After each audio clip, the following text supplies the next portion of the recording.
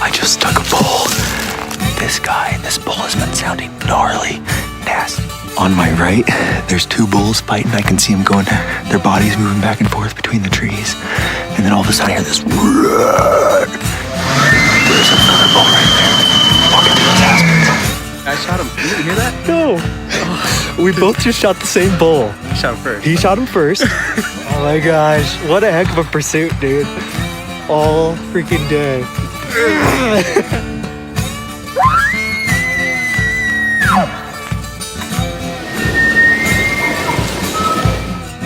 When your buddy calls you, says you got a buck down. And what does he got? A buck down. Look what I found. What a sweet coos, man. Opening day, heck yeah. Way to go, Steve.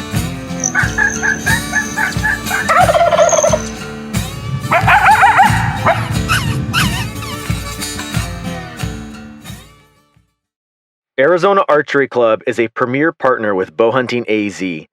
When it comes to attention to detail and a fiery passion, Arizona Archery Club brings it all to the table. With all the latest bows and archery equipment, you can demo every single model in person, free of charge at their demo room. Walk through the process with an experienced bow tech and see which bow is right for you without the sales pressure. Their indoor archery range offers air-conditioned lanes with standard or 3D targets available. When you visit, be sure to mention you're a listener to the BowhuntingAZ podcast. Let's all support local. Conquering your own dark mountain is no easy task. The backcountry requires grit and determination. Having quality supplements like Dark Mountain's Kodiak pre-workout, whey proteins, and nourishing recovery are all an essential part of your success in the journey to harvest from the land.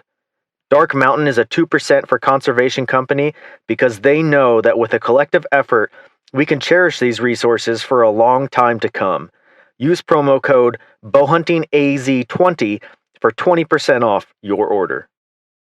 Afflictor broadheads are cutting to the core of broadhead technology. With both expandable hybrids and fixed broadheads, you have an arsenal available for any hunting need. Team BowhuntingAZ has placed our trust in Afflictor as our exclusive broadheads to hunt with. Check out Afflictor's selection over at afflictorbroadheads.com. Built mountain tough, Scree Gear offers hunters the highest quality clothing for affordable prices. With patterns designed by military concealment specialists, Scree Gear brings you closer to the game without being detected. With every climate in mind, Scree Gear hosts a huge selection of clothing for all the terrains of North America and beyond. Check out Scree Gear today at www.screegear.com.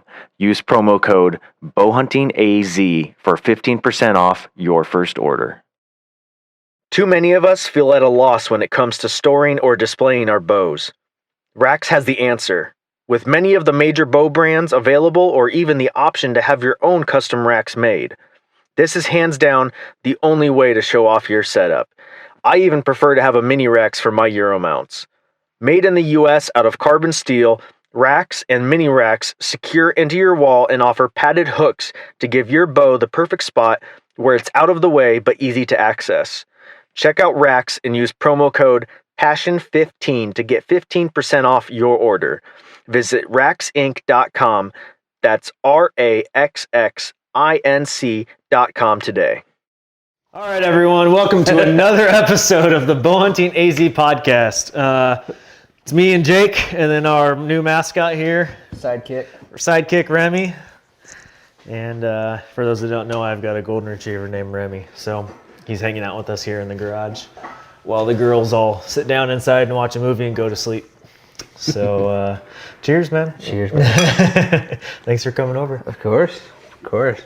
I mean, I'm not going to say no to whitetail burgers and for some free burgers. Some good old cider corpse. Were yours undercooked? Oh, it's perfect. Yeah.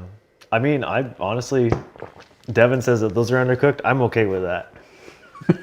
Like, as long as it's warm, I'm good. You know what was perfect? Because those are pretty raw in the middle. Yeah, but the outside shell like had that crispy, exactly, like that hardened So the inside was still that nice little mushy, Yeah. mushy. You know what I mean? Well, that's why I pulled it, because it was like once it has that crispiness on the outside, I'm like done. That hard I don't care what it's like on the inside. It's done. That's it. I don't want to go beyond that. Well, that was perfect. Dude, that one burger you had was like a dang near pound and a half. That big burger. one, yeah. I was waiting for that Holy sucker. cow, dude. I was excited for that. Oh man. When it comes to burgers, man, I have a pet peeve like what Devin had, what she ate. If it's small like that, I can't stand it. For some reason, it bothers something deep inside my soul. It's like the burger to bun ratio. That's just Yes, I have to have these obnoxiously that sized just burgers. overwhelm the whole bun. Yes, that's just how I like it. Oh man, that's funny. Hey, get out of there. Nope, nope. There we go. We're already Oh, almost. it's a rough one. Oh, get out of there. Get. I'm gonna put this up Oh, here. we got some studio housing over here going on. That's The dog. trusty sidekick over here is trying to get in the way. Stupid dog. But I don't know if that'll be high enough. Hopefully. Or wait, actually, I'll put this up. Yeah, here. just put it on the top. Do you want to fill us in on our intro Well, while I fix this? Today we got a pretty crazy and long podcast Oh going yeah, this on. is gonna be a long one for sure. I think one that a lot of people are probably eager to listen in on, and we keep getting questions and ask quite a bit. I'm gonna say it. It's OTC. yeah, So this is just coming from a lot of requests all around. Honestly, we've had tons of DMs. I mean, a lot of out-of-staters too. Yeah. I mean, obviously the opportunities of over-the-counter deer hunting here in Arizona is awesome, and Well, especially for archery, Arizona is one of the few places that you can just come and buy an over-the-counter deer tag in the middle of the rut. yeah, and Like right in the middle of and the cruise rut. deer and mule deer. So that's the cool part about it. Exactly. And then obviously you have the opportunity of even getting either or in velvet. So that's Right. I mean, Yeah, that's true, because we have the early Awesome. August season, right. which is fun. If you're, well, fun if you want to try for a fun if you want to try for a velvet, not fun if you're not partial to heat, Right. because good grief, it's still going to be triple digits. I mean, if you're a boxer and you're trying to cut weight, yeah, wearing one of those sweatsuits. those sweatsuits, yeah, sitting in a blind, just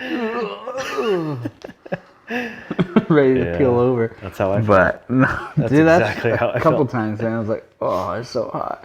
And you're just waiting for that one. You feel like a little slight breeze. And Yeah. you're like, oh, it feels so good. Yeah. But yeah, it's definitely hot here in Arizona in August. So, me personally, I don't like hunting the desert type hunts, but they work too. I mean, because obviously deer have to go into the water and they got to drink. So, I mean, obviously sitting at a water hole or some type of a spring or something is usually pretty good luck. But Yeah, absolutely.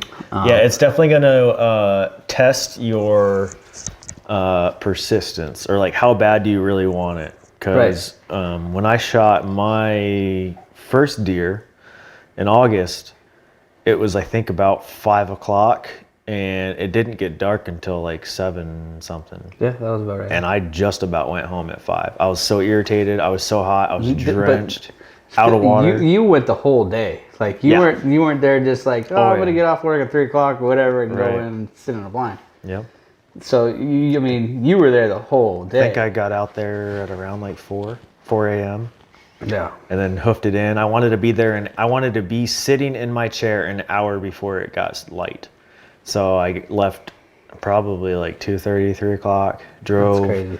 got there at 4, hiked into my blind, and sat there for an hour in the dark. It's insane.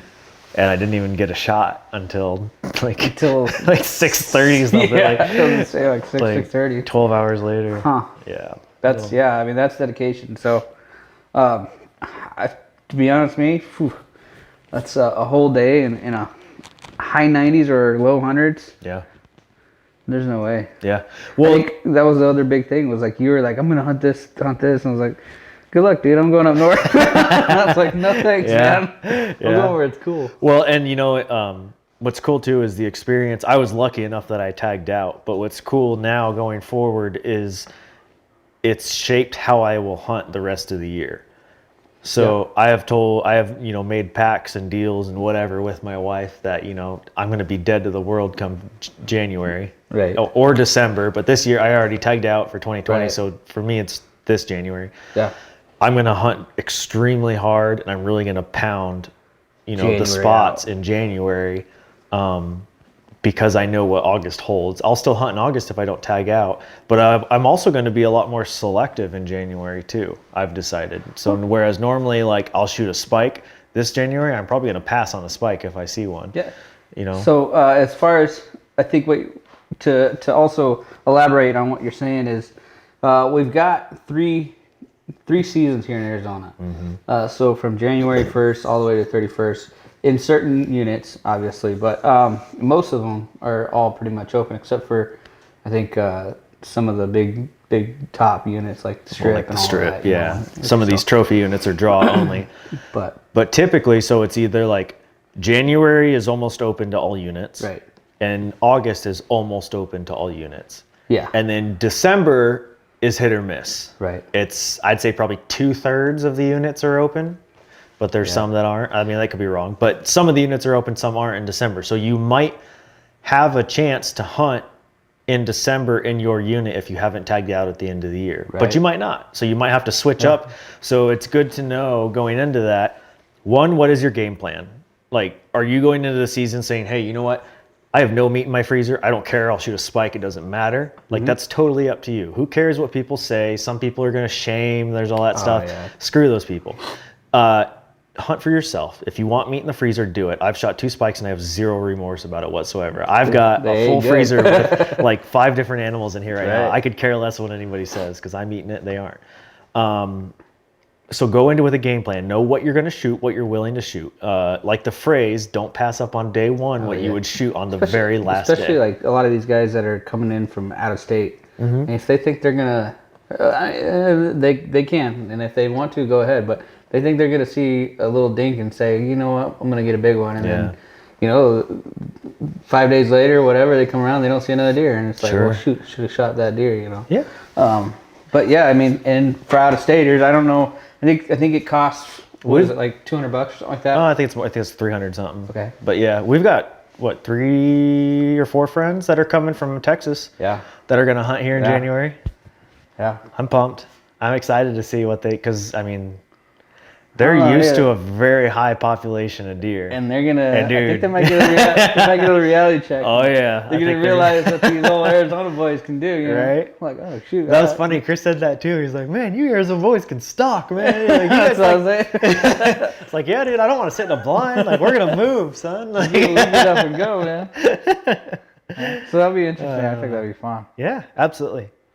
Absolutely. Yeah. So yeah, go into it knowing a plan. What are you willing to shoot? What are you not? Have a fallback spot. So if you're gonna not tag out in January, which is the first choice of the year, are you going to hunt in August? If not, then your only opportunity is going to be in December, and your unit might not be open. So know whether you're going to hunt that unit or if you're going to have a fallback unit. Right. And then make sure that you have intel on that fallback unit so you know where to go and you're not left just scrambling like crazy in the last couple weeks that you have. Yeah. The other big thing for me is I think obviously January and December are the best opportunities, just because the closest to the rut, and so they'll be moving. You'll be able to find them later on in the mornings when they're still moving, or earlier afternoons trying to chase the rut. But August is still a really, really good opportunity because it is so hot and they've got to go to water. So if you can find a good water source on Onyx or Flatline, whatever you want to use, but try and look into that unit and map out all your different opportunities of water source and try and just start going out and looking at them. But, yeah, exactly. Have them all pre-marked. I mark all mine one color, and then only when I confirm there's water in it, I change it to a different color. Okay. So I leave them all red when I first mark them, and then if I find that there is actually water in it, if I visit it, I turn it blue. Yeah. Yep. Yeah, I put them all blue. That way it's all coordinated and everything. But okay. I think the other big thing is being here in Arizona, being able to be accurate with your bow. Yeah. That's a huge thing. Is out here in Arizona, it's not uncommon to shoot past 60, 70, 80 yards. Some people are even shooting 90, 100 yards. I mean, so you obviously open up the opportunities of harvesting an animal even more. Know what you're comfortable with. I was gonna say, that's not to say just go out and shoot a deer at 100 yards where you've only shot up to 60 yards. Right. Make sure you're comfortable with it and you're willing to put that opportunity of possibly notching a tag if you end up winning this deer or whatever, and can't end up finding it. But be comfortable with what you're shooting, and that's why I'm saying go out there and practice. Go out there and shoot your bow. Go out to, if you're in state here, Ben Avery's got an awesome range. They go up to, they've got a 100-yard target out there on their main target range. And they have the silhouette range. Yeah. We're going to go shoot a 3D tournament tomorrow. Well, we're not even doing the tournament. We're just going to go do a for fun 3D shoot tomorrow. But that's the other thing too. In the off seasons, especially like right now leading up to, before opener, go and shoot as many of these 3D shoots as possible because they have realistic shots that you're going to encounter. Shooting through trees, shooting vertical, low overhang, vertical, up and down. All this stuff is stuff that you need to practice that you might not think about because it's going to be realistic. You're going to find yourself.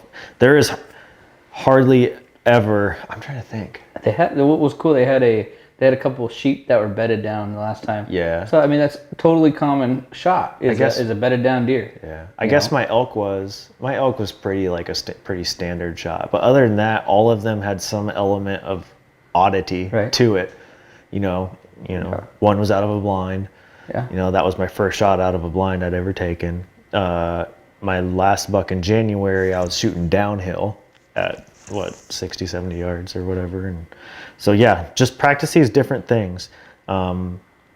Especially the low overhang. That was my I'd have shot a huge coos if I wouldn't have clipped that branch. Yeah, and I just rough. Didn't know I think the arc of my arrow. Part of that was you probably could have waited a little bit. But I could have, yeah. Oh, absolutely. But, patience. Learning to be patient. Yeah. But that just comes with hunting. I mean, you end up realizing if I would have just waited or whatever, and so that's just comes with experience of time. 100%. Trial and error, learning.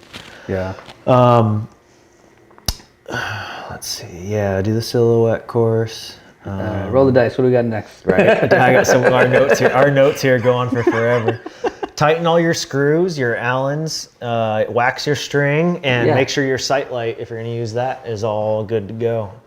Yeah. I walked in. I don't use my sight light personally. The I don't archery even know shop if the it's other legal. day. I walked in there. I don't have mine on. And Dan, he was like, I was showing me a new sight that he got. I was like, oh yeah, this is the one that's got the light that turns on. He's like, well, yeah, I did, but I left it on one day and it was dead. I was like, so yeah, just make sure everything's working fine. You know what's funny is I thought mine didn't work when I bought it. I thought it was dead. I was like, oh, they gave me a dead sight light. Dead one?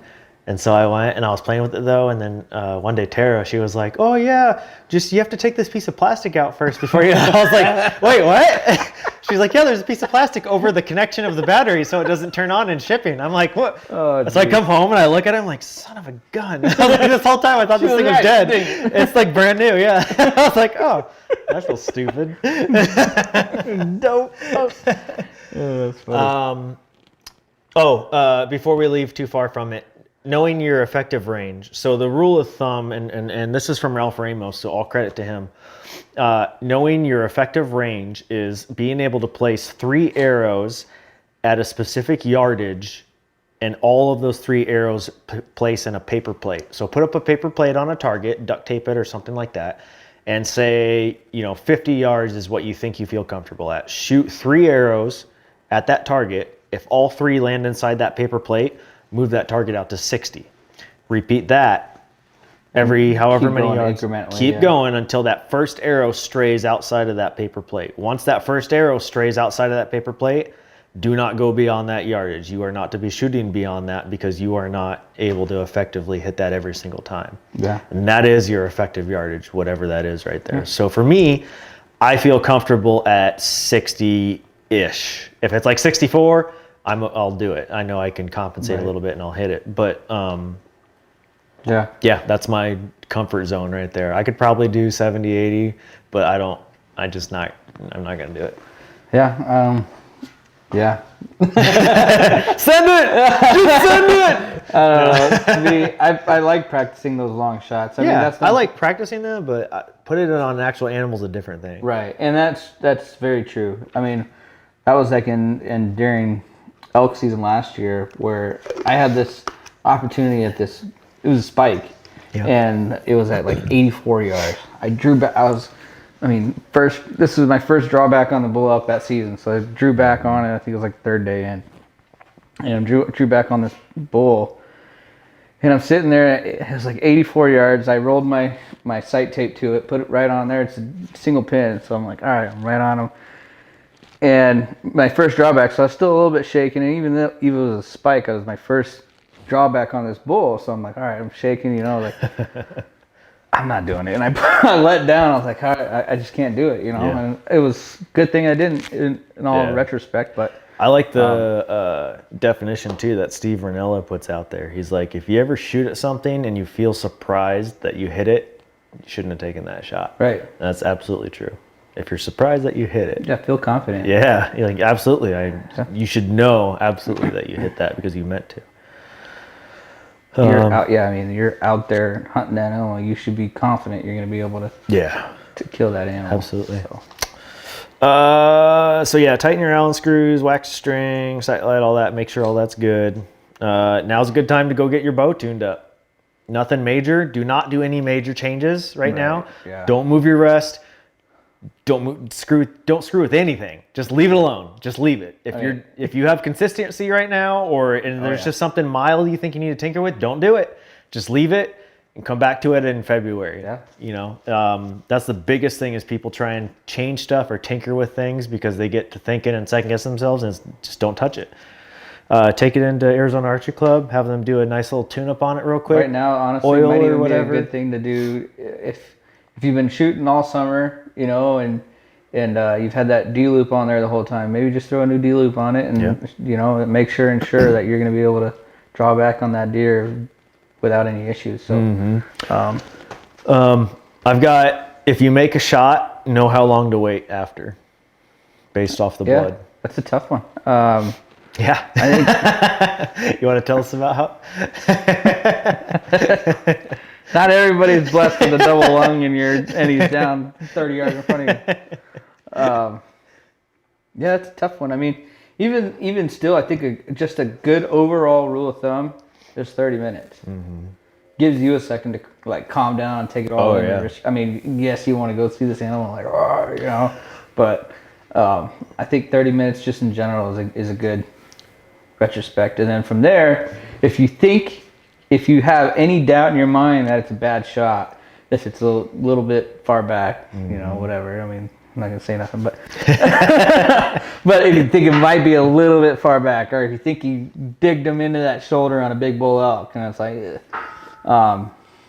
then definitely give it at least an hour or two. What I did for my elk, and I think it helped quite a bit, is I ended up seeing, I was like, all right, well, when he ran off, I could see where my arrow was at, and it was a little bit far back. It was low, but it was a little bit far back. And so I was like, well, it's kind of right where heart would be, but it was far back. Mm-hmm. So I went on Google and just looked up vitals, elk vitals. I was like, all right, well, it's a little bit further back here, and then it's just like, all right, well, that's where his kidney is, or his liver. Mm-hmm. That's where I had to have hit liver, and of course we did. I ended up hitting liver, but in half. right. But being able to try and at least know where you shot, maybe go on, do a search of where the animal's vitals are, and you can kind of see, all right, well, yeah, it might have hit back end of a lung, or it might hit punctured his is lung or heart or whatever or something like that. Right. There's a really good graphic out there too that shows different shafts of arrows. It's all the same arrow, but it shows the different types of blood on the shaft of an arrow. Yeah. And so it'll be like dark blood means liver, like bubbly, yeah. frothy means lung, and dark or like a darker red, not dark red, but a darker red usually means heart. Obviously bile or a smelly arrow means gut shot. But it'll show all these different things. It's a great thing to screenshot and save in your phone just for that reason, so you know what you're getting into. I know one of the things I'm at fault for, I don't normally have a problem waiting the 30 minutes. That passes pretty quick. It's usually pretty quick, yeah. I find by the time I get up, get my pack, get everything ready to go, get my, if it's late, get my headlamp out, all that, usually 30 minutes passes pretty fast. It is quick. My problem is the moment I find first blood, I'm like a hound dog. Like I'm ready to start tracking. And that's the thing, is I need to slow down. First thing I do is I pull up my phone and I start pull up on X, and I start dropping a waypoint every track of blood that I find. Right. And so that way I know where the last drop of blood was that I left. That's what we did off. with my elk, yeah. Exactly. Yeah, it worked good. Yeah, and if you have multiple people, even better. Here's what you do. You have one person that tracks, and you have another person that literally just follows that person. And stands at the last blood spot. If that person cannot find any more blood beyond that point, the extra person walks circles around the person that's tracking until you find the next blood spot. And then that person can move forward and then keep going. Yeah, sometimes, a lot of the times, those animals are going to try and find the least resistance. So, obviously, the topography wherever you're at, they're going to usually try and go down a draw or whatever, downhill. So especially if they're hurt good. Yeah. They're going to go downhill for sure, which is a good sign. Or towards water, usually. Yep. Yeah, an animal that's hurt will usually go and bed up near water somewhere. Crashing obviously is always a good sound to hear. Yeah, definitely. But if the arrow's still in them, don't freak out. That's a good thing. It actually is going to continue to slash and cause damage inside. Well, it'll help because it won't clot up that hole or anything. So that will definitely help. Yeah. Yep. So that's a good thing to have. So not always a pass through is always a good thing. Right. Yeah, that's true. Yeah. I put camp. Recommend a pop-up tent from Walmart. We have had a lot of comments. I posted a picture of Jake and I chilling in our tent one night. We've had a ton of comments about what tent is that? This is a high dollar. It's a high dollar. Shoot. Penthouse, bro. It's something you get over in the top tier. That's right.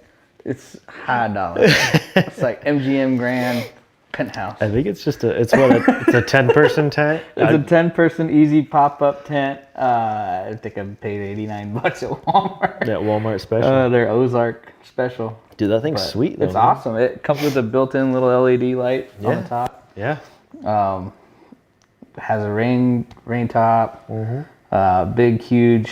Which has some holes in it for us. Yeah, but I kept getting rain. Some big, huge dripped in my face that one doors to get in and out of easily. I mean, it's awesome. It works great. Cool. It goes up like a champ. It's awesome. Yeah, I think we've got it down pat after our Another last problem camp. is these. How do they expect you? That's like a Christmas tree going into a bag, or like when you open something up. How do they expect you to put a tent? There's that Christmas tree bag actually right there. How do they expect you to put a tent back into their bag? So that's always the hard thing. Now, what I recommend is going and getting one of those right there. I think we either got that off Amazon or at like Home Depot or something. Yeah, Walmart. But that's just a Christmas tree bag. It's like that heavy duty, like a heavy duty tarp though. It's real heavy duty, which is nice. And so I would recommend going to get one of those. Scrapping your tent bag because those things are ridiculous. By the time you put your stakes in there to stake the tent down, like you've got all your stakes in there. Exactly. Maybe a little hammer or whatever. It's like, how are you fitting all this? It's almost like you have to deflate your tent because it's like it traps all the air that as you're filling it up. So then you have to like sit on it. It's like like air coming out of it. It's ridiculous. So go buy a Christmas tree bag from Home Depot or whatever and throw it in there. It's easier. It works. We have cots and pillows. Yeah. Yeah, Like, you have a inflatable pillow, I should say. Yeah, it was. I think the brand was called Climate, KLIMIT. I found it at Sportsman's. It was like $6 for this inflatable little pillow. It was freaking sweet. I love it. It fits inside your actual. If you've got like a little coffin sleeping bag, it'll fit inside of that sleeping bag in the head space area. Oh, the mummy sleeping. Oh, bag? the mummy, yeah. Coffin sleeping. What are you sleeping in? Put you to sleep, bro. It puts you to sleep. Dang. Yeah, you just go to sleep for a very long time. Hey, dude. Man. For me, it's almost like you are in a slot, in a coffin. Because good luck trying to wake me up, man. Oh, jeez. But yeah, cots are good. Yeah, it's better than sleeping on the ground. They aren't the best by any means. I mean, it's not air mattress, but yeah, It's great. Yeah, I don't know. I'm not sure. We'll have to try out an air mattress one time. Oh, dude, air mattress hands down. You think so? Yeah. I don't feel. The only thing I can think of that might work good is a cot with a little air pad, like a little that's what I have. pad. Well, I don't got that, dude. I don't got the luxury I'll like tell you what. do. Next time we go out, I'll let you use the air pad, and I'm you sure can tell it is me because I feel all I right. might just have to go buy one. I think it's pretty sweet, man. Oh man. But yeah, that's pretty much it for a camp. Yeah. Bow, get it tuned now. We already said that. Hunting gear. So I'm going to kind of jump around because I've got everything labeled out. I've got camp, bow, hunt, gear, bow, gear, bow. Wait, I hear a bunch of gear. Yeah, Gear. Well, these are all questions that people have asked me over time. I've just been storing them Right. up. So, all right, hunting gear. Knife. Need to get a sharpener too. So know what knife you're going to have. Yeah. I actually run 2 knives. Okay. I've got my bigger buck knife that I always usually... That's just a regular blade, right? Correct. And it's got the gut hook on the back. Okay. Because do that gut hook, and I didn't have it with me on your Coos deer. I wish I would have. But a gut hook is worth carrying that piece of equipment alone because that thing just opens Zippers right up. it, yeah. And then a Havalon is my primary knife. Yeah. But you've got Havalon, yeah. carry a sharpener with you too. Get one of those field sharpeners from Work Sharp Tools. They're probably like $20 maybe, if that. Yeah, I think it's like $25. It's like also got a broadhead wrench in it too. Yeah. To hold the broadhead in there, that way you can sharpen the blades on those. Yep. Fixed blades, yeah. Yeah, or just taking them on and off or whatever. That's true too, yeah. But it's got so many uses in it. Yeah, I think it is their field sharpener is what it's called. Yeah. Field sharpener. Yeah, Work Sharp Tools is who uses that. But yeah, you use makes it. the Havalon. I personally I had an Outdoor Edge. I like knife. your Outdoor Edge. I had a fixed blade one, and then you flipped it and it had a gut hook on it. I don't know whatever happened with that thing. It's out there wherever your elk is somewhere. It's somewhere out there, or somebody found it when they found a reminiscence of a bull elk out there. But Yep. so I was like, you know what, I really liked it, and I guess Outdoor Edge ended up coming out with replaceable blades. So I was like, oh shoot, I'm gonna try these out. Yeah, those are cool. Because I liked the Havalon, but I liked the bigger blade, and so Outdoor Edge came out with one that's like an actual 3-inch blade, and it was really, really, really slick. I liked it. Yeah, I was impressed. Definitely, we use that on your Coos pretty good. Yeah. Know how to gut. We have a lot of beginners or newbies or whatever you want to call them that are starting off this year. Greenhorns, whatever. Greenhorn. That are listening and getting into it this year, and so make sure you know how to gut an animal. It's super important to know how to do that because you are going to preserve your meat. Oh yeah. If you leave an animal ungutted too long, it can go bad. So especially in August. But yeah, just either screenshot. My favorite thing is I prefer to have something orange on me at all times, just in case I do down an animal. I can tie something that hunter orange to it, and that way nobody thinks it's an animal walking around. Somebody's walking around with some horns. Yeah, exactly. Backpack. And, oh, shoot, deer. But I bought the meat eater bandana my wife bought it for me as a gift. But it's that meat eater bandana that literally on the bandana shows you how to gut a deer. And like I think it talks about it. Right? Oh yeah, it's got captions and everything, and literally walks you through the whole process. So that is a phenomenal thing because I want to have something orange anyways, and so there was that. And it's super light. It's just a bandana, so it's not like you're carrying around a pamphlet. So hopefully you're able to have somebody with you that already knows how to do all that. But if not, and you're hunting solo like I was for my very first mule deer hunt, I got a rifle mule deer tag. I shot a buck, and after I shot it and it was down, I was like, oh crap. What do I do now? So I climbed to the top of the hill, got service, and FaceTimed my buddy, and he's like, all right, walk back down to your deer, and I'll point your phone at your deer, and I'll walk you through it. So I FaceTimed while I gutted my buddy while I gutted his deer. So That's some commitment too, man. Yeah. That can take some time. Oh yeah, for sure. So fortunately, yeah, I had service where I was, but don't ever expect to have service. Screenshot or something, a video screenshot or would be good, whatever, how to gut a deer, and just know what to do so you can take care of your meat. And obviously you don't want to lose what you just harvested. Right. So tactics. I'm not sure what I meant by Where'd that. you go there, bud? Tactics. Tactics. I don't know. Is that like I guess talking about spot stock? I'm thinking stalking. Yeah. Okay. Know how to stalk. Don't be afraid to take your time. I feel like a lot of times I try and rush stalks just because I'm so anxious, I'm so pumped that I'm already probably in close proximity. Because once you're on a stalk, you're usually in close proximity. So know how to slow yourself down, whether it's audibly just being like, calm down. Like, Yeah. Just take your time. Literally, there's been a lot of times where I'm saying that to myself. Yeah, you get caught up in the moment, man. You I do, mean, absolutely. You just spent time and time and time trying to find this animal and stalking in on this animal. You're gonna blow it if you rush it. So,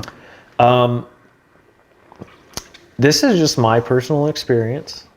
A lot of people I've heard have said otherwise, and I say a lot of people as in like other professional hunters like Remy Warren and stuff like this, but I prefer to leapfrog rock to rock.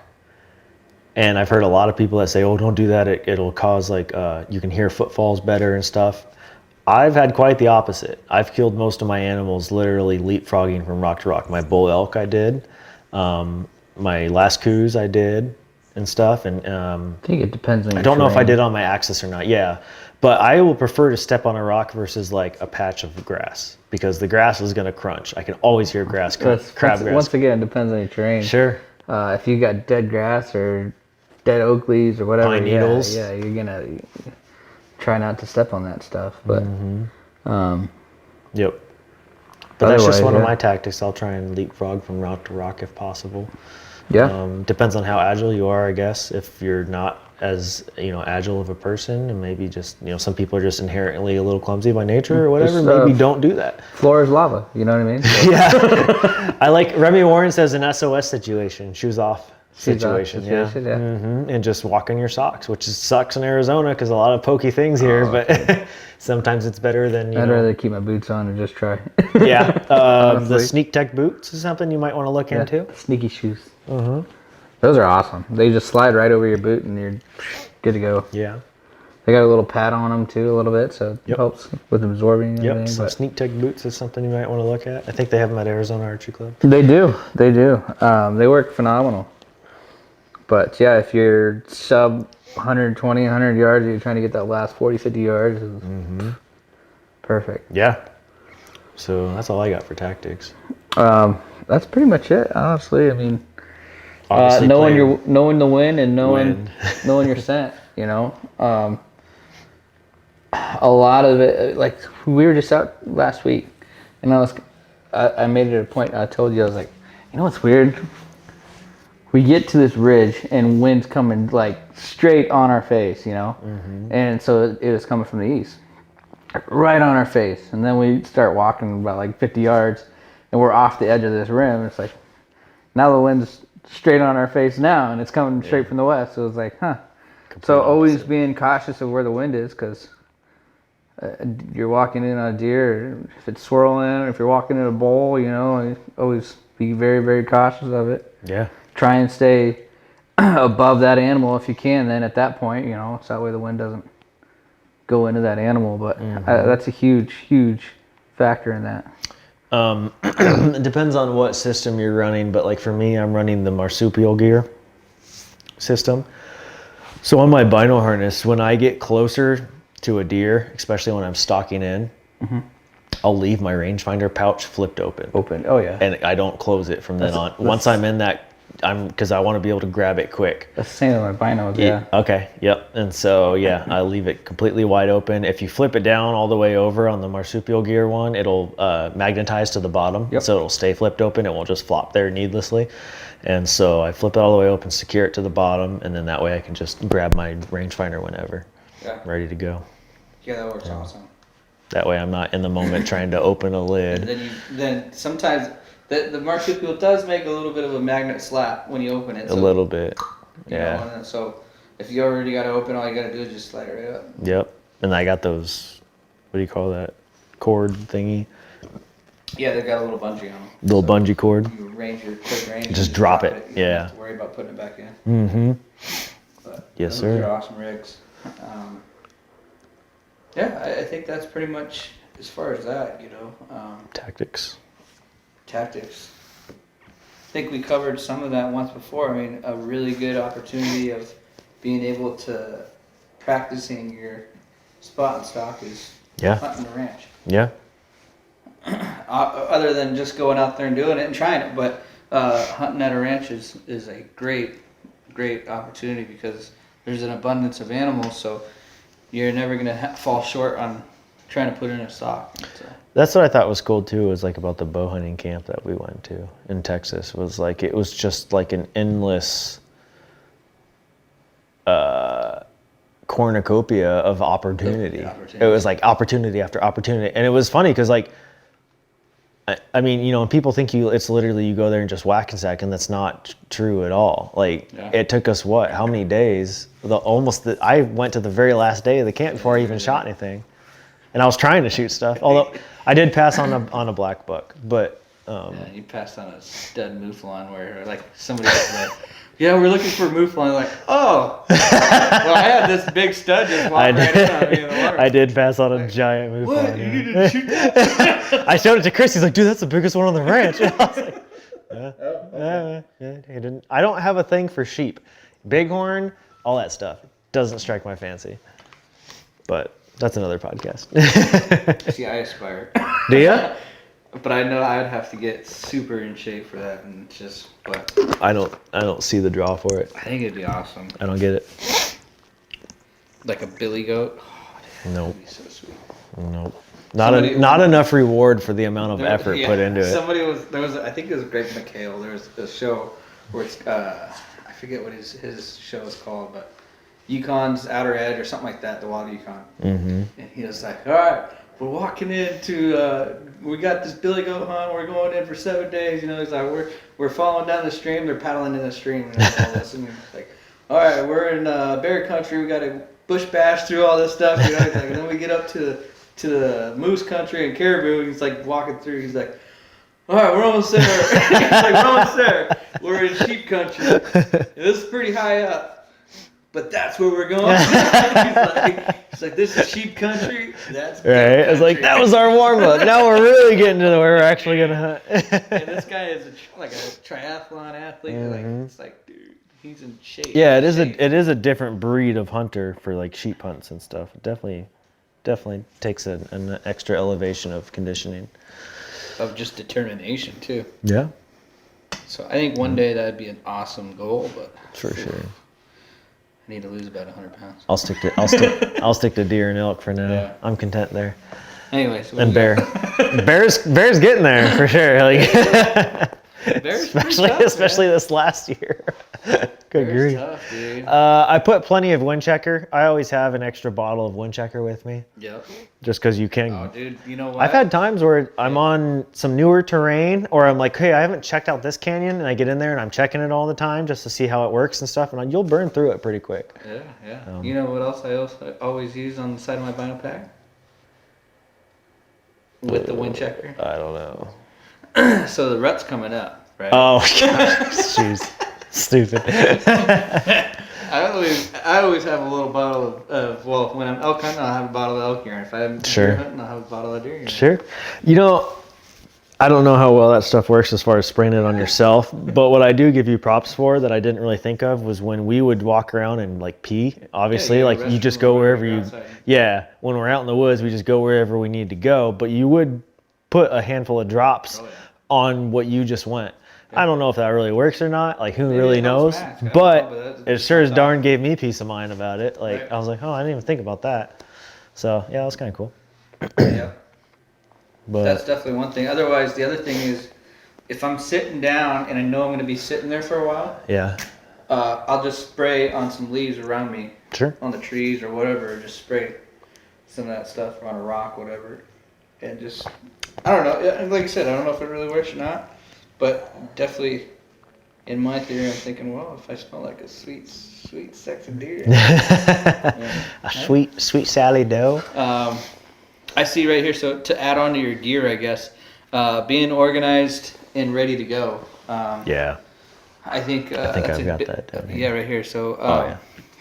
having an organization or some type of a systematic organization of your gear. I noticed you put all your stuff in these tubs. Those and totes so I out was like, yeah, that's super smart. I told so I Devin. started doing that in one of the tubs, and that's why I saw that. But Heck yeah. like what you say is, you know where all your gear is at. You have it in a tub. All you got to do is, if you're in a rush one day, because we're all working people, you know. So let's say your season starts on a Friday. Yeah.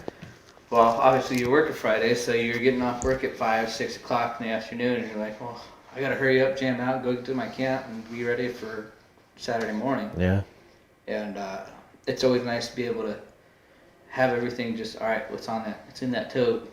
Yep. Just grab it, put it in your Jeep, your truck, whatever, and scoot. Yeah. That's what. So yeah, I bought these 4 black tubs off of Amazon. I think it was $30 for 4 of them. They're good, you know. Yeah. Heavy duty, you know, I wouldn't say heavy duty, but they're good plastic totes anyways. I'll read it to you guys. Case mate. No, that's a different one. That's an old one. That's an old one from Walmart. Oh, okay. These other ones, I don't know. They're just from Amazon. Just type in black plastic bin or something on Amazon. It'll pull up. Storage tote, It's whatever. storage tote. It's 4 of them. It'll pop up and it was $30. And so I can fit all of my hunting clothes, all of my scree gear, all the layers, and even the heavy duty stuff, socks, underwear. As soon as I wash that stuff too, scentless detergent, I throw it in there right away. So nothing can ever infiltrate it as far as scent. Throw it in there, well, after it's dry, I should say. Air dry it. Yeah, after I air dry it fully. Throw it in there right away, and then I know it's ready to go. I put, obviously I've got camera gear because we film and stuff, so I throw another one, I'll fill up with camera gear, and then usually a third one is either empty or just extra, or I just throw a bunch of miscellaneous stuff. Some type of an Depending on how many days we're going. If we're going a bunch of days, I'll put like meals in there or whatever, Mountain House or whatever. Just make sure you know where everything's at, so that way, Yeah. like, you're out there and you're like, shoot, I forgot this. Yeah. Or whatever. No, you have everything I forget, but. But like to what you were saying though, like we're all working people. So what I do is I come home after work and say it's Friday, we're going to meet up at your dad's place or whatever. I know to grab those 4 black totes, Right. my rifle or bow, my pack, and my bino harness, and I'm gone. And you're good. That's it. Maybe grab That's a it. canteen or Yeah. whatever, and you're good. Yep. Yeah. That's exactly it. Yeah. It's definitely made it easier on me the day before, because usually I'll get caught up throughout the week and work or family or whatever, and then by the time hunting rolls around, that time for the weekend or whatever, Yeah. I'm scrambling going, oh crap, I didn't pack or whatever. Well, now I don't have to. I just grab these 4 things and I'm out of here. Right. Yeah. Yeah, I think so. What about, I think something we ended up just using. What's that? Another good little key thing to have is Oh, just some paracord. Mm-hmm. Throw that in your tub or throw that in your backpack. Yeah. That's something you should always have with your knife or whatever. But I thought it was really, really cool to be able to have just some spare paracord and hang up an animal up the side of a hill or side of a tree and be able to hang it vertically and be able to just help gut it and skin it and do all that. Yeah, So, dude, that worked out perfectly on your keys. That was awesome. and it's cheap. You can get some at Sportsman's Warehouse, super cheap. $14 is what I paid whatever. for that, and it's 500-pound test. So you could probably tie up a bull elk with that. I mean, it'd be tough, but you could do it. Yeah. Well, I mean, something that's super cheap and inexpensive. Yeah. And well worth it. So. Yep. And there's, I mean, tons of uses for it. You could do it for the skinning stuff. You could do it for, medical reasons, or you could make a tourniquet out of it if you needed to. If you need to. Mm-hmm. What I guess what is this one? Oh, know what to do with the skull. So know how to take care of your head. If we recommend Jimmy Kimes from JJ's Rocks and Skulls as our Euro guy that we take everything to. So if you're going to do a Euro mount, I think is what the majority of us probably do. Know how to take care of it. If you're going to give it to somebody, don't let it get go bad or get soiled or whatever you want to call it, and then give somebody just this nasty smelling thing. I felt so bad that one time. But to my excuse, he was also out hunting, so I couldn't give him the elk head right away. But from our elk hunt? But yeah, I was like, I tried keeping it on ice for so long, and to where it was still cool, to where it wouldn't start just smelling rancid, and so. But that drive, and he was like, all right, yeah, come meet me. And I put it inside trash bag, and then I put it in my Jeep. My Jeep's small. It's a 2-door Jeep, all enclosed and everything. I was like, oh, dude, that whole drive was gnarly. Yeah, you want to throw up. But so yeah, I've kept them. You do. You have to pay attention to it. So if you're gonna come home and you're gonna have these heads on ice or whatever for 4 or 5 days before you can get it to somebody, you're gonna have to drain it constantly. You're, probably at least every other day. You're gonna have to take it the cooler out to the gravel, open the spout on the side, drain it completely of water, pull the heads up, put new ice in it, put the heads on top of the ice, and then try and close it as much as possible. You're gonna have to, be responsible and take care of it. Take it to a taxidermist. Yeah. That was like when I took that Orcs to your Orcs to Brian over at Brian Fisher Hunts. I don't know what's his. Oh, I'm trying to think of what his thing. Something Games Creations. I forget. But I ended up Artist Touch. Artist Touch. That's what it is. So Anybody comes in. I'm waiting to see what he does with that. I think he's finally ending up with some hunts, so now that'll be cool. But yeah, always just obviously try and keep it as fresh as you can. I'm sure the taxidermist would appreciate that, or I'm sure Jimmy would be. Yeah. He's like, please, if you can, keep it on ice. Right. So, what else we got? I got a dog laying on my foot right now. How about, I guess, meals? Meals. Prep everything ahead of time, so all you have to do is warm up and go. You'll be tired. Okay. Yeah, so I've been kind of on a meal prep kick right now. Just in personal life. Like, I'm always on the go and work and stuff and everything, and so I try and do whatever, if I can throw it in a Tupperware and eat it later or whatever, or heat it up on the job or whatever and go, that's great. So I've been doing simple things like just crock pot, a roast, and then shred it. And then I'll do a bunch of I like cilantro rice, so I'll make a bunch of cilantro lime rice, and then I'll put them in a Tupperware bowl, and I can heat it up on the job and eat it, and I'm done. Mini Chipotle bowl there, huh? Yeah. So things like that for dinner is what I'm primarily thinking of. I'm thinking of dinners and whatnot once you're back at camp, or breakfasts before you leave in the morning. You're gonna be tired. You're not gonna be wanting really to take time to cook and stuff. It's just not gonna happen. It's kind of reality of hunting. So pre-make a bunch of breakfast burritos. We did that once, I think. Yeah, we did that for elk hunt one time. Yeah. I think that is key. Obviously, those mountain houses and peak refuels are great too. That's an option if you're willing to spend money. Yeah. Yeah. But I mean, 10 meals is $100. Yeah. It just depends. Yeah, they work. They work great. They are. Yeah. Nice warm meal when you get back to camp. Mm-hmm. I think the one thing I noticed is we don't eat much during the day. No. And I think that's something I would like to try, and I think I'm going to start doing a little bit more. And Pops was saying that last night. He's like, dude, why aren't you bringing a turkey sandwich? Yeah. Peanut butter jelly. Dang, I totally It is, yeah. We're so focused on the hunt, we don't really take the time to take care of our bodies. Like, the last thing I'm thinking of is like, oh shoot, turkey sandwich or whatever. And that's smart, dude. Mm-hmm. like throughout the day, you're like, oh, so hungry, I can't wait to get to camp. Yep. That is one thing I've noticed too, is like we would be so hungry that by the time we finally got back to camp, I would eat two Mountain House meals was my dinner. Like I'd be like, oh, I'm gonna have this, and I would eat it, but I'm like, man, I'm still hungry. Like, and I'd eat another one. And I was like, dang, like I just polished off 2 meals. Now I've got to ration the rest of my meals because I'm devouring them so quickly. Right. But yeah, just make it easy on yourself and just have it something that's pre-prepped. Do it while you're at home and you have energy. Even if it's like the weekend before, throw it in the freezer and then pull it back out when you're, leaving to camp or whatever. So. Right. I think one other thing I would like to just bring up is, especially during this OTC, is being comfortable of shooting out of a blind. Yeah. Because I think a lot of it, sometimes in August, you're going to be sitting in blinds.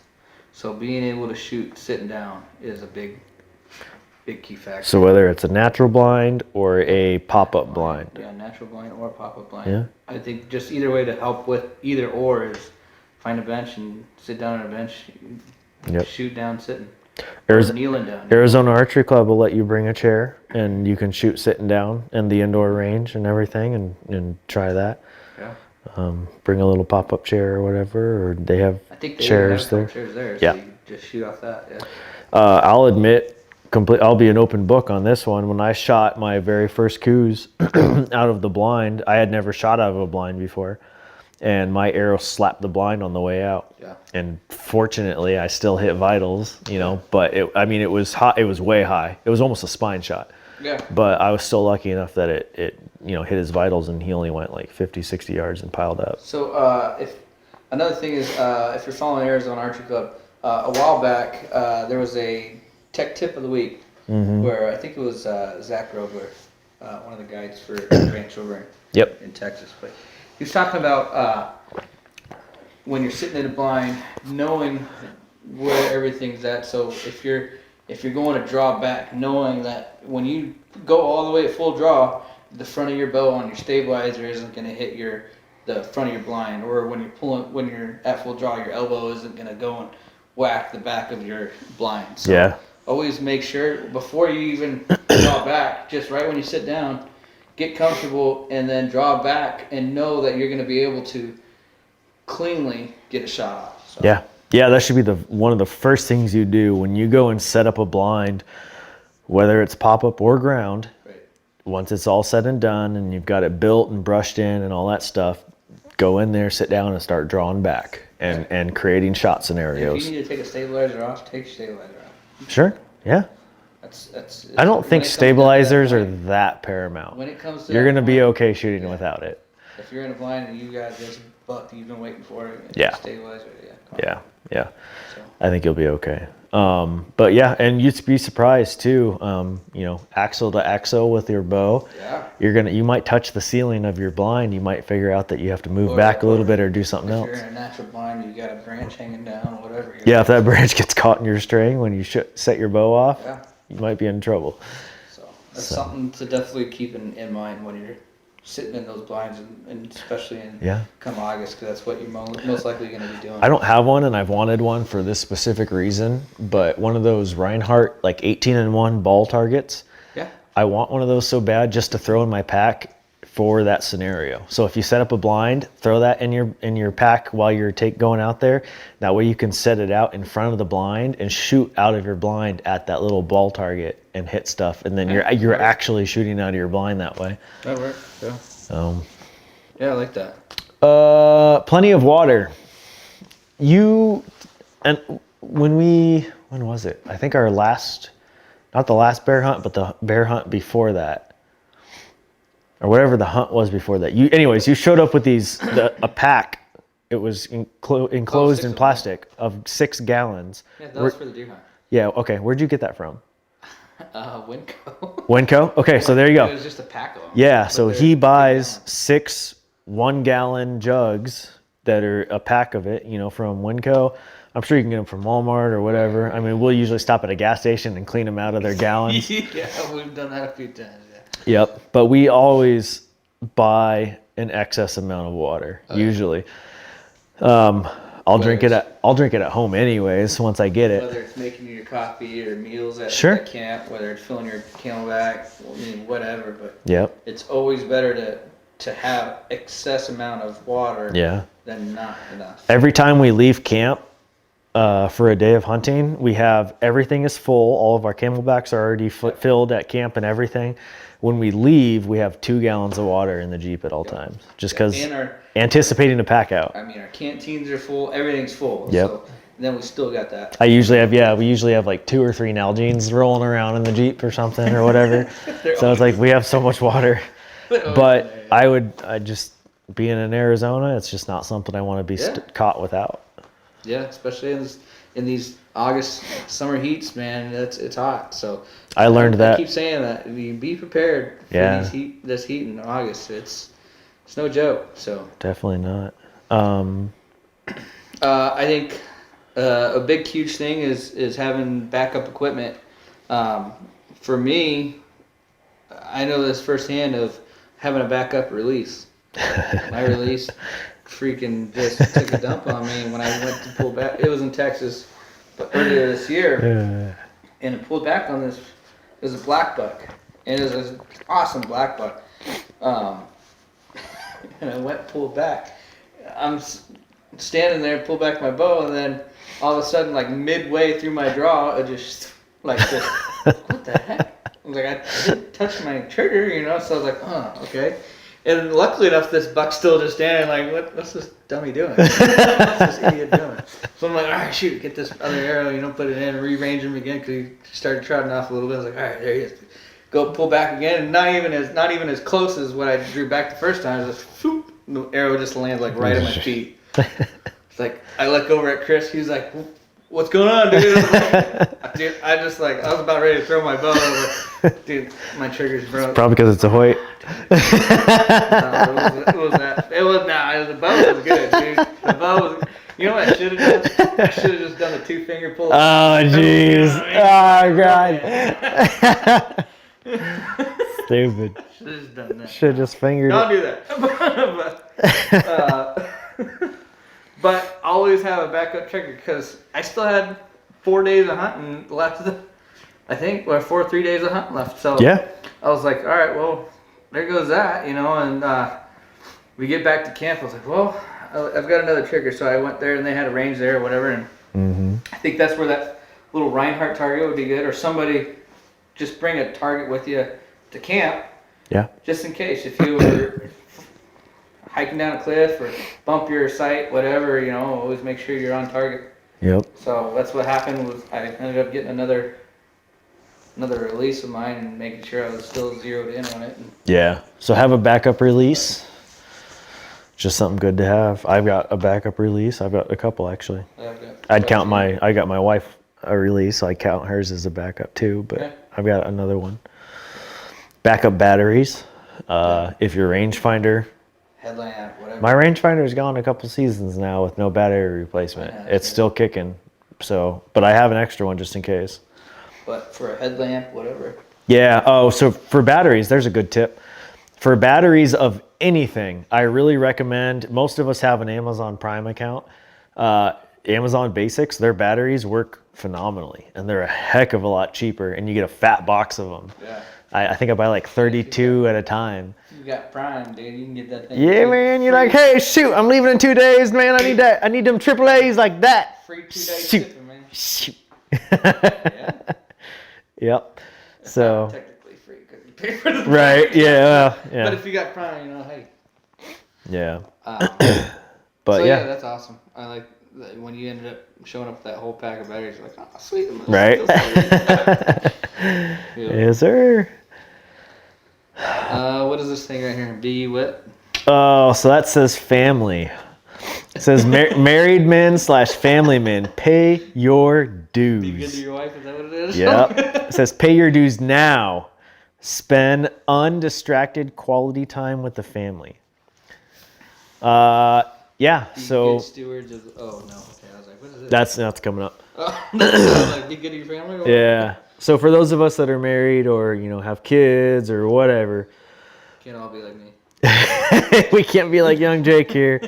Just living the dream. Just Go hunting. yeah, all the time. Don't have to ask nobody. No. You can't go hunting.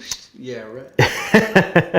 That's like Brad Paisley. He has a song. That was Jimmy. Jimmy. I'm gonna miss her. Oh yeah. Well, Jimmy posted a meme the other day that said, I got home from work, walked in, and there's a note on my bow that said, "This isn't working." I went out and shot it out back, and it works just fine.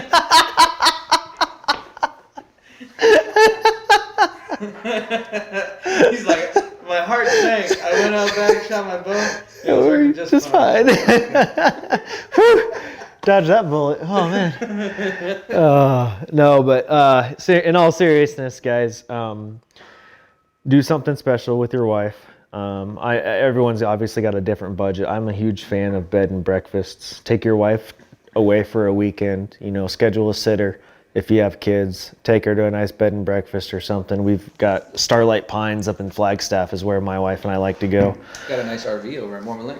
Right? Not right now. Yeah, not right. But yeah, just do something special. And she's going to appreciate it and not give you grief during hunting season. Because I'm a huge fan of when I'm out in the field, I don't want to be catching flack from my wife. I don't want to be getting a text about, although at the last couple hunts, we'll be like out.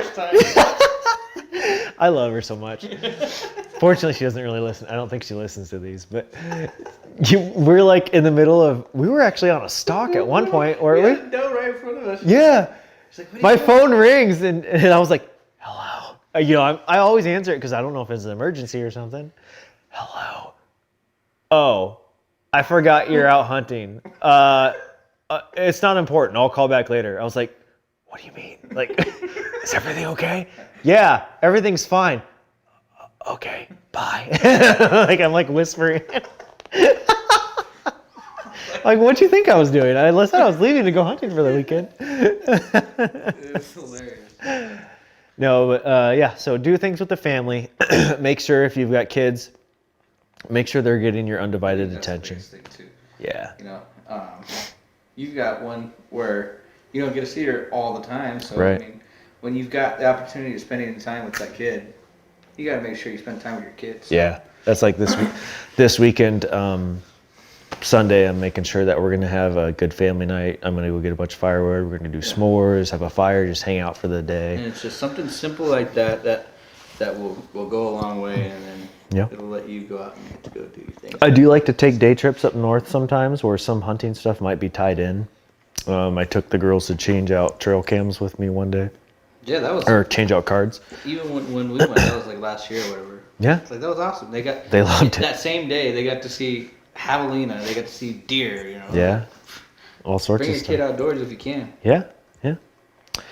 Yep. Just whatever you can to spend that extra quality time because I do request and have a specific time with my wife where I'm like, I'm just gonna like grind hard and hunt during this, and I want to be dead to the world basically when this time rolls around. And so here's what I'm going to do to make sure that I can have that ability to do that. That's all. Just peace at home. Yeah, It's a good for thing. me, I don't have a wife or kid. And if you're Jake, don't worry about it. If you're me, just do like I do. But, Make sure the dog's fed. Actually, I guess my thing is, if you're me, always make sure your vehicle's ready to go. Yeah. Let's talk about drive shafts for a minute. If you're Jake, Oh man. when your buddy says, hey, maybe you should order a spare drive shaft and keep, well, that wouldn't help you anyways. help. Yeah, you're right. All right. But I think it's because I put that octane booster in there. It was, man. And you put that 91, man. You put that 91 in there. Old Betty was like, dang. It was like, dang, dude, jet fuel. She's man. like, I got a little pep in my step. Let's go. Oh. And it was just too But much for no, her to big- handle. Big thing for me, I will say, is making sure your rig's ready to go. Just take it into your local shop. Take it in National Automotive. National Automotive. National Automotive. I-17 Sweetwater. But bring it to us before your hunt starts. And I mean, even if it's just an oil change, we'll still look it over and make sure everything's good. For those that don't know, if you haven't heard yet or seen some of my Instagram stuff, Jake is a mechanic. He owns his own automotive shop. So he does all of my work and everything on both of my cars. And course, good old Betty White, his white Jeep, his YJ. Yeah. He does all that stuff and everything. She's a So problem child, but I'm all about supporting local, and especially even supporting hunters that own local businesses. So go and visit National Automotive. When you walk in, say, "Hey, BowhuntingAZ sent me," and make sure Steven gets his Randy bucks. Oh, man. But no, yeah. Especially in these times right now, it's always a blessing for people to be able to support small businesses. So I'm obviously saying that from experience, but I've known people right now, especially in this time, where it's just real tough to be able to support their other families, and so it's a huge thing. But yeah. Yep. National Automotive, I-17 and Thunderbird. Yeah. Check us out.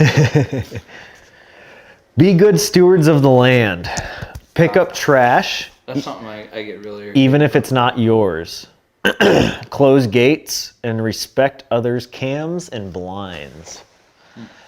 Shout out to Eric Siegel, a buddy of ours. I noticed when we were out filming the other day, he stopped and picked up some trash that he just happened to walk by. Wasn't his, nothing like that. And dude, that makes me so happy. That was like that other guy from New Zealand that just moved here to Flagstaff. We were at the Hike to Hunt Challenge a while ago. That was last year. But dude, every single piece of trash that he even saw, he'd walk 50 yards off the trail and go pick something up and then put it in his pocket and just throw it away later. Yeah. I love it when I see stuff like that. That makes me happy, because it's our land. Yeah. Literally, our taxes pay for it. So, Mylar balloons, dude. If I had $1 for every Mylar balloon I've seen, man, But I mean, I'd have $20. Do you leave empty old canned food cans laying in your room? Do you leave empty beer bottles or soda cans or whatever, anything? You leave that just sitting in your living room? Oh yeah, but my wife picks them up though. I'm just kidding. I'm just kidding. So it's yours, man. Right. Treat Exactly. it how you want your property to be treated. Exactly. That's what it is, so. Exactly. So yeah, make sure you're always closing gates. That's a big thing. Yeah. I don't think people understand the repercussions. I watched something the other day, just about cattle ranchers, Oh, yeah. and how many hours he spent because a hunter left a gate open and he had to go round up all of his cattle, and the amount of money that it cost him, the gas, the time, all this stuff. And it was one hunter was too lazy to get off his ass and go close a gate. Right. And it was something super simple, but they just left it open. So it was just be courteous, because that creates a rift between hunters and ranchers, and we don't want that. That's the last thing we need. Yeah. So For me, I carry this little garage door clicker. shut up.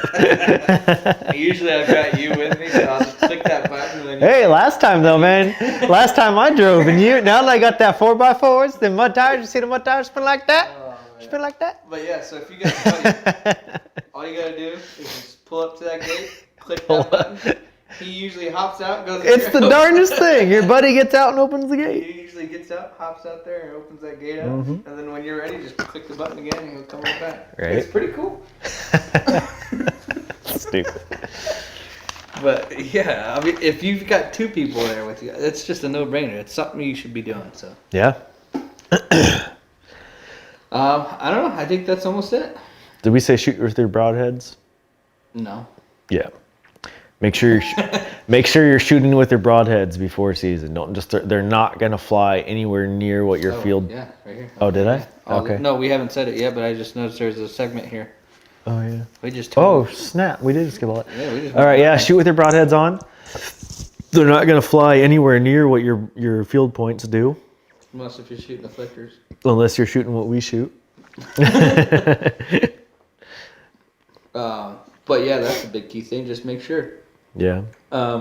Obviously, almost all your broadheads are gonna, if they're shooting mechanical, are gonna have a practice, like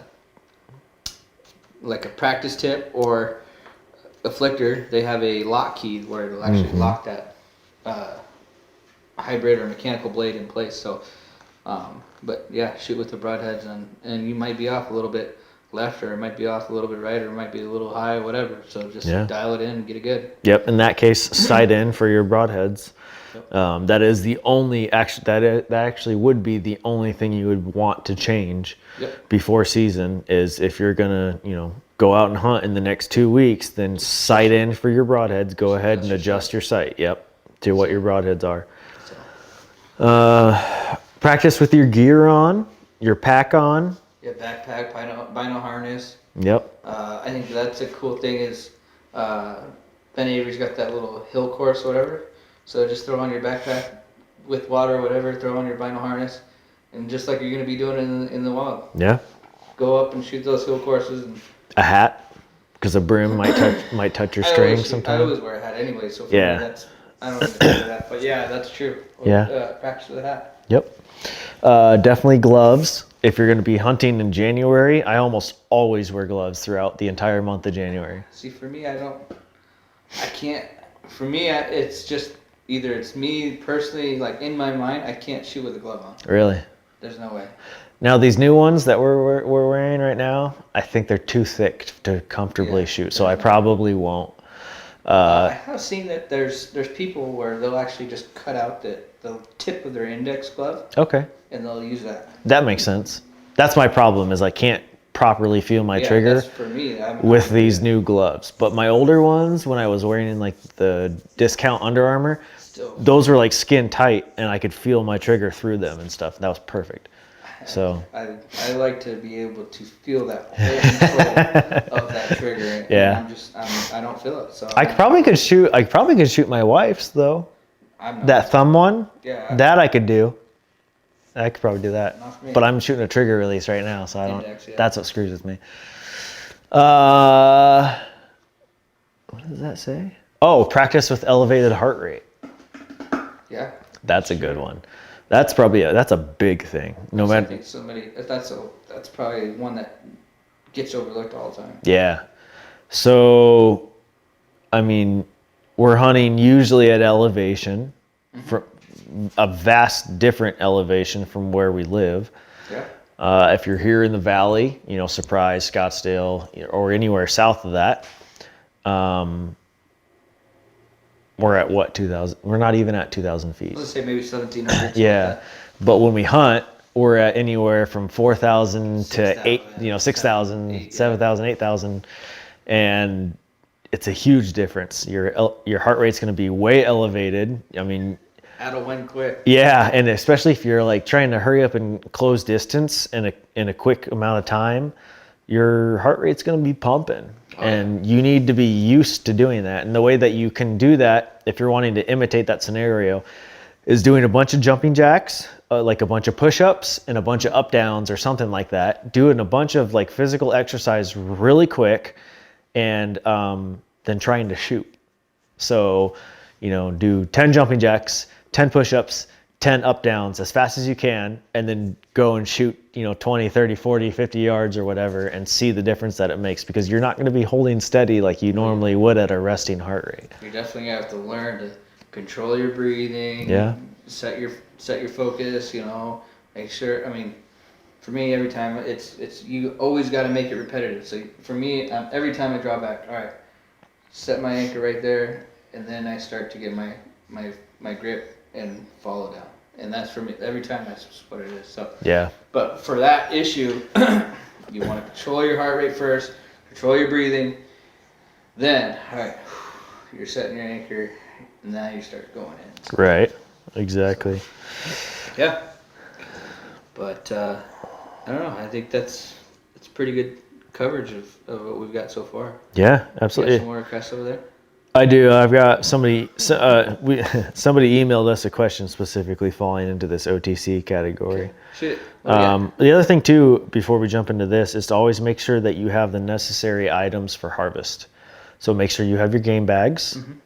Mm-hmm. One thing that a lot of people don't always carry, but I've found vastly beneficial, is a tarp.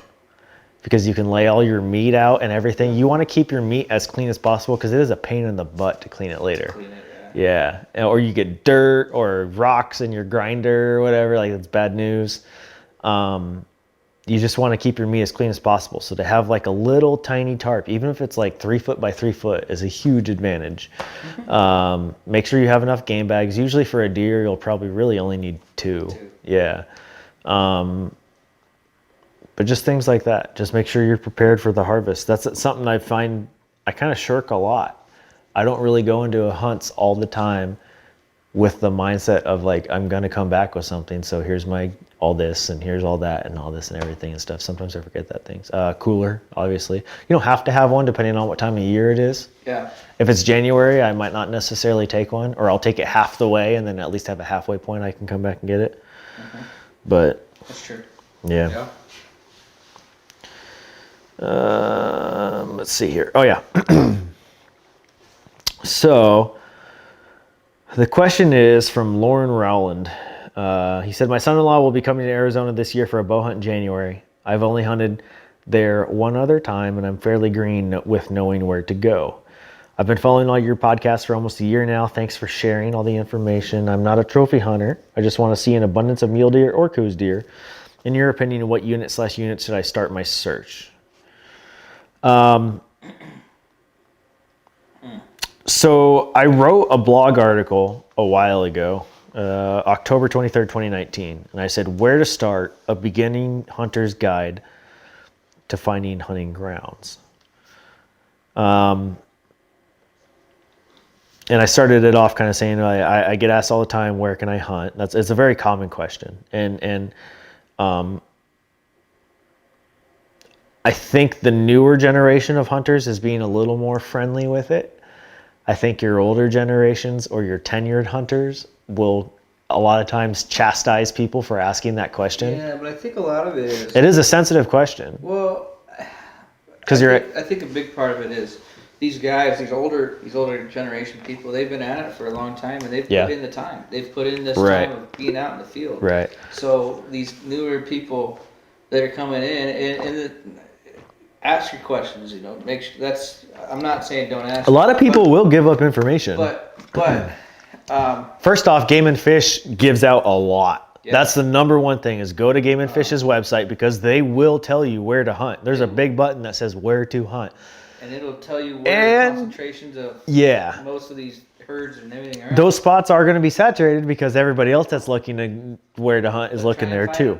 Try and find little outskirt funnels or where they might be coming in at. Yeah. Whatever, you know? So like blood trailing, start there and then start working a circle out around those spots and go farther out, farther out. Just like you're hunting a water hole. Yep. Go outside and try trails. Or e-scout and find water holes on e-scouting, mark all those, and then go visit those sites, walk the perimeter of the water and see what animals have been there. Yeah. That'll tell you a lot. Yeah, that'll be a huge factor. But yeah. I think back to that is the biggest part of that, I think, where these people, especially that old timers mentality is they've been doing it for so long. So it's without disrespecting it, but the only way of truly getting them to know where something's at is getting out there and just doing it. Sure. You know, I mean, you can only ask people so much until you actually get out there and look for yourself. So yeah, I can understand though, like from Lauren's perspective. I hope I'm saying that properly. It's Loren, Lauren. Loren. Yeah, but I mean, he's from out of state. He can't necessarily come here and scout all the time. The other part for me, it's like I get that. So yeah. One thing for me, and this might sound tacky at first, but I think there's a very specific reason why they're doing it. I put another, and this is part of my article, it says another option is road signs. I said, I've pointed out before that these road signs are a dead giveaway as to what's in the area. They are there for a reason, so why not start heading into the backcountry from there? Make a mental note of the immediate landscape and start chipping away piece by piece as to where the animals may habitate, but without the frequent disturbance of human activity. If you're not able to immediately scout the area on foot, but want to get a feel for what is around the area, utilize Google Earth's 3D mode and take an aerial overview of the landscape.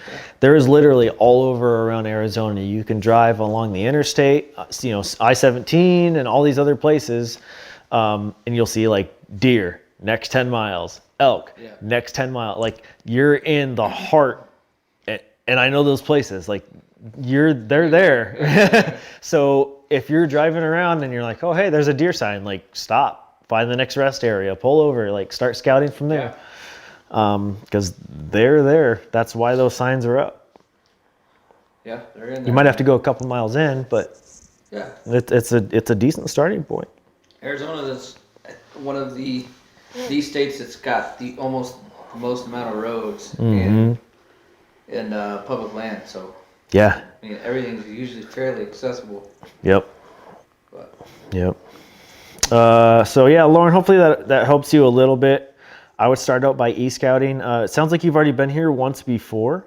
So, I mean, if you're already partially familiar with a unit, start there and just map out more water holes. I think the majority of us have Onyx these days, and even if you don't, you can use Google Earth or Google Maps or whatever. I would say to the other part of if you're trying to find a unit that might have an abundance of animals, go into Arizona's hunting regs, and they'll show you how many tags are given out per draw. He would have to look for rifle tags for deer. For A deer. rifle tag, but that'll still give you an idea of what unit has more amount of animals in that, like more. Absolutely. You're looking for elk, and there's a tag that gives out like 400 tags of elk. Yeah. In one tag versus another unit that gives out 25. Yeah. So it's like, I think ours. Obviously, I'm gonna try and hunt this one that's got more. Yeah, ours was between like 600 and 700 for our unit, and I just so the unit that obviously hands out the most tags is going to be the most target-rich environment, because there's the population can sustain that kind of harvest. So that's a great thing to look at too. Just say, okay, I'm wanting to hunt coos or whitetail mostly. Figure out what your preference is. Some great units down south, or are you looking at some of these units and was like giving out 300, 400 tags of whitetail tags? All right. Yeah. Well, that's where I'm going, Or right. If you're looking for mule deer, there's tags that give out all these tags. Like, oh, well, that's where I'm going, whatever. So, some of those you'll have to cross-reference with the over-the-counter archery, because some of the rifle tags are only draw. Like Kaibab obviously is going to be draw only, but. And once again, in December, some of these units might not be open because there might be a very late rifle deer tag. So some of those might not be open in that time. You have to wait till January. Yep. Yeah. So hopefully that helps. Hopefully that helps a little bit at least.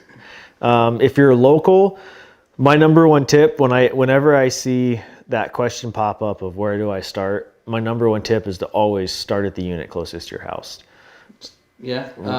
I think another cool thing is if you're out of state and if you're doing archery, OTC, stop into an archery shop. Yeah. I'm sure all those guys. Oh, all this Tex hunt. Yeah. all those guys are going to be like, oh, yeah, you're out of state. Like, oh, where are you going? He was like, oh, I don't know. Well, oh, dude, I was in this buck like last year, check this guy out. Yeah. Everybody's always willing to show, and so. Yeah. And then, just. Shoot the crap with these guys and see what happens. Yeah, absolutely. Yeah. If you're here in Arizona, like I said, the unit closest to your house, reason that I say that is just because it's the unit that you can hammer the most often. It's usually easily accessible to you, and you're able to be there as much as possible. And just because it's not a premier unit, necessarily doesn't mean that they're not in there. Yeah. And holding some big ones, so. Yeah, exactly. Sometimes people might overlook it, and next thing you know, you grow a giant, and. Yeah. So, just don't post it on social media, because then next hunt, people are going to be there. Yeah, we won't talk about that. We're encountering that right now. But, so hopefully that helps, but. Yep, exactly. Anything else? No. I think we almost exhausted that one. Yeah. Not sure what else. If you got any more questions on that, then shoot us a message. We'll do a follow-up for sure. We'd love to try and answer some more questions. So. Always reach us on Instagram or Facebook, and we're always answering questions. So. Heck yeah. Or if you ever see us out there in the field, say hi. Yeah, please say hi. Absolutely. And I think I've said this on a couple other ones, but you might have to say, hey, I'm so and so from Instagram. I follow you or whatever. Yeah, because I don't know you by your personal name. I know you by your Instagram handle. So say, hey, I'm such and such Instagram handle, and this is my name. Because I know you by your. Oh, that's what I know I know you by your Instagram name, not by your personal name. Gotcha. Okay. So yeah. 3D shoot tomorrow. We're going out to Full Draw Bow Hunters Yep. tomorrow, and we're going to shoot a 3D shoot, and hopefully they'll have another one. I don't know where Hike to Hunt challenge is lately, if it's because of COVID or whatever, but hopefully somebody will pop up and they'll do another one or whatever. And yeah, Just get out. we'd like to see more. Now's the time to practice, so get it in, pay your dues, and I'm ready, man. Dude, I can't wait to hunt. I'm so ready to shoot something. Heck yeah. This dog's good for nothing, man. He's just laying there. Well, I think that's it, guys. All right, guys. Thanks for listening. We'll catch you in the next episode. Thank you so much for listening to the BowhuntingAZ podcast. Please be sure to subscribe to the podcast, smash those 5 stars on iTunes, and leave a little review at the bottom. It'll really help us out. For our short films, go subscribe over on YouTube. Just search BowhuntingAZ. Don't forget to follow us on Instagram and Facebook at BowhuntingAZ. Good luck to everyone this season. We'll catch you in the next episode.